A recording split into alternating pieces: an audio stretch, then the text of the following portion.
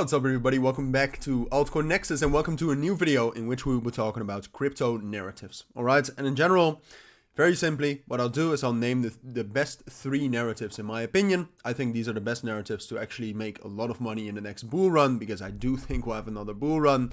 If you want to know more about that, I'll leave a link to a video where I basically give you my arguments as to why we are still in a bull market. But we'll talk about these narratives. I'll tell you why I think they're great, and we'll talk about some potential coins that I think are the best in that narrative. All right. So that's what we'll do. So let's get right into it. All right. So the first narrative we have to talk about, I think you could have already predicted it, but it's artificial intelligence, or AI.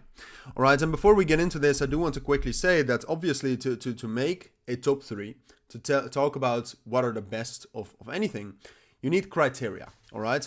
And for me, the criteria are quite simple. And these are criteria that I think are key things that a narrative has to have to actually have potential in the long run. Because I expect more bullish times. I think right now is actually a decent time to buy altcoins and to DCA in. But it might still take a couple of months before we're there. All right. So these criteria have to be a little bit long term as well. So for me, these narratives have to have some sort of real utility or value. They have to be like something special has to be about them, all right? Something distinctive that only that narrative has. And then apart from that, I also think we need a history of that narrative, all right? Some sort of proof that the narrative altogether can actually rally. Like, for example, you have the deep in narrative, and I have never really seen all the deep in projects move together. I'm not sure if you can call that a narrative. So those are the criteria. But the first one we have to talk about is AI.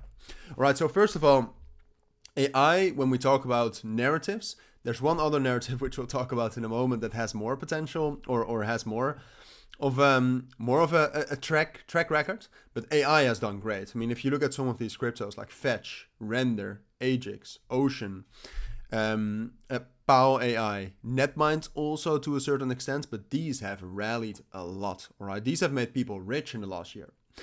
So the track record is definitely there. And then apart from that, I actually do think that there's real value in this as well. Like if you look at Render, we need much more computing power in the world, and a product that is building decentralized computing power has a place, I think, in crypto and in the real world, providing utility and providing value. Then apart from that, if you look at, for example, if you think about SingularityNet, I think some sort of a DAO structure, which is inherent to the crypto industries, is actually good for AI companies and AI projects, because you need like the big questions about AI will be like what should it know, what should it do, what's considered morally good, etc. And it's best if you have like a large organization, a decentralized organization around that to decide that. So that's another reason why I think it has real utility. And I also do think that AI in general, if you think about the industry, will only grow from here. All right. So those are the 3 main things why I think AI is great. When I talk about projects, look, if you really want, like, there will be new AI projects that perform very well once the narrative starts to pop off again, and I will cover those. But for now, for me, it's still Render. I think Render is still great.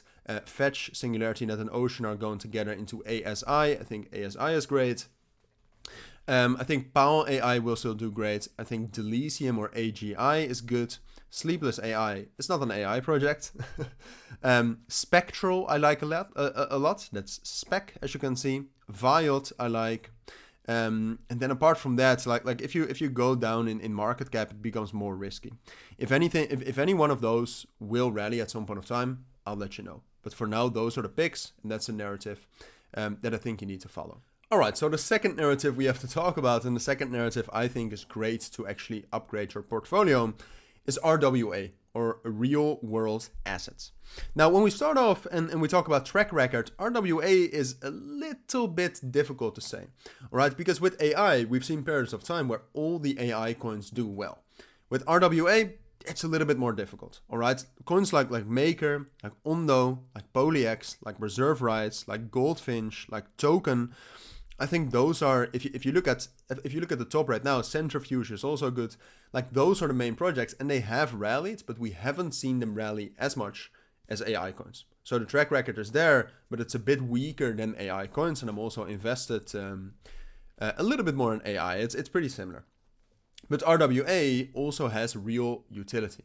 All right. So, for example, when you think about Ondo Finance, which is one of the biggest RWA projects right now, they provide you ways to actually on-chain invest in yield-bearing assets. All right. So you can invest in money markets, for example, on their platform, which is fully private. You can earn real yield, so that's providing you with real value, and they indirectly allow you to invest in these real world assets through tokenization. All right, so there is already real utility. It's actually being used already as well. I mean, the total value locked for Ondo right now is almost $550 million. And then what's special about RWA is that one of the biggest private equity firms, BlackRock, is pushing this a lot. All right, that also caused a lot of the bullish momentum we've seen before for RWA. But that's also something that will continue to go on. All right, and a lot of smart people, I'm not saying you should always trust these people, but they are telling you about tokenization and that it's probably here to stay, that it's more efficient. You see a lot of development in this narrative. So that's kind of the special thing that this narrative has. Now, when we talk about projects that are great, we already named some. I think Ondo still has potential, even at this market cap. Polymesh, a little bit less. Reserve Rights, Goldfinch, TokenFi are better, and like I said, there are a ton of new projects coming out very, very soon regarding RWA, and I think those have potential as well. Like, for example, there's a project called RWA which is coming out very, very soon, which I think has major potential as well. So that's also something to be determined later. But in general, the narrative and gaining some sort of exposure to the projects named, I think, is a must in these markets. All right, and the final narrative, and some of you might not like this, but it's the meme coin narrative. All right, which I very much doubted putting this narrative into this, because the other two narratives had real utility and value. And meme coins, the one thing about them is that most of them don't have utility. Now, a coin like Floki, I think, has some utility, and they're actually building some real things. That's true, and some other ones as well. But it's a little bit more difficult to make that case.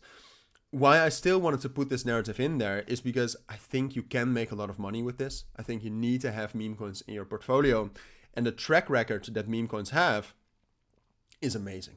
All right, meme coins also already did very well in the past bull market, which AI and RWA were not really there yet. So that's why I had to put meme coins in. I think this is a narrative where you can do great. You can make some nice profits when it starts rallying. Right now, they're relatively weak. But this is in general, when you talk about utility and value, like when retail comes back into the markets, like these are the projects that are easy to understand, easy to get into. The news about these projects spread like wildfires, right? I mean, 10x's, 100x's, retail hears about that and they jump in. So that's also something that is very, very interesting. And then what you can see right now is that even because of the volume and the liquidity, these meme coins also become more interesting for venture capitals like DWF Labs and the Milady meme coin. It becomes more interesting for VCs, which is more money into the markets and also increases the total market size. Now, what I do think when we talk about projects that I think are great in this narrative, I think the best investments from the meme coin narrative, once the narrative starts back up, are memes that do not yet exist, all right? Or they do exist, but they aren't big. Like right now, a coin like Pepe, Dogecoin will rally at some point of time. I think Floki will rally a lot at some point of time. Like some of these coins, I think the US election meme coins are very good, like MAGA, but also MAGA, but also like Bowden from Joe Biden. I think those are great. But apart from that, I would try to, maybe Pepe and Floki, but I would try to stay away from the big ones. And really, when you see meme coins start to pop off again, NPC is quite good, for example.